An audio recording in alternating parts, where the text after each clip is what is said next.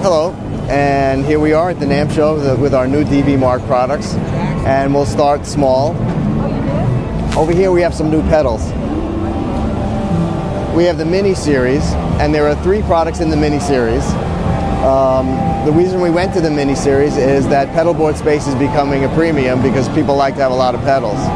So we have a boost pedal, which has a variable filter, so you can have a clean boost that's flat, or change the tone of the guitar. We also have a distortion and an overdrive. And we've added a fuzz pedal to our regular line of pedals. It's called the DV Fuzzer. It's got a wide range of tone from dark, really dark to really bright, and very effective, and a lot of sustain and a lot of gain as well, so you can push your amp to the limits.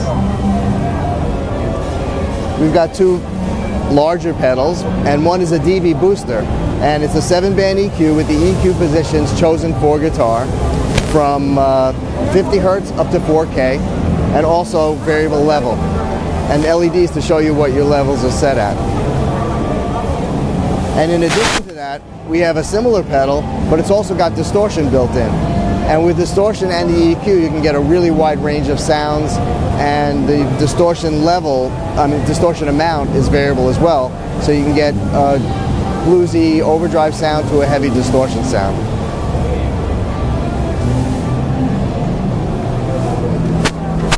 Now to amplifiers. Here we have the DB Mark DV403 CPC, and CPC stands for Continuous Power Control, and that's a feature that we've had in some of our other amplifiers, like the Little 40 over there. And the CPC is like a power scaling that works really, really well, and varies the voltages in the power amp and the phase inverter, and it varies the bias as well, so that you can have maximum power of 40 watts all the way down to 1 watt, and when you get to about 15 watts, it actually transforms to Class A, and that's Class A push-pull because there are 2 tubes in the power section. And this amp uses EL34s, and you can switch it out to 6 L6s or 6 V6s at will for different sounds and different power levels, and the amp automatically biases and matches the output tubes. So you don't have to bring it to a tech, just buy a matched pair of tubes, or closely matched, put them in, amp does it all for you. And we also have a new accessory called the DB Mark controller.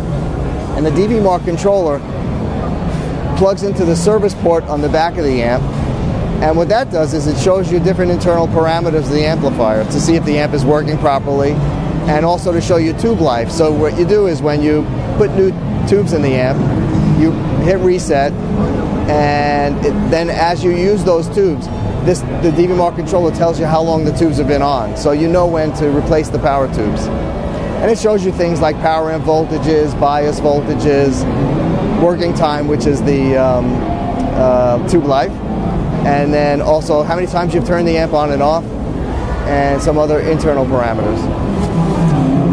And another new product is the 666. Now this is the second version of the 666. Previously we had 2 amps that were very similar. We had the Bad Boy and the 666, and they were both 3-channel, totally independent EQ, very comprehensive effects loop and boost, and a 5-way switch. And the amps were basically the same format but voiced differently.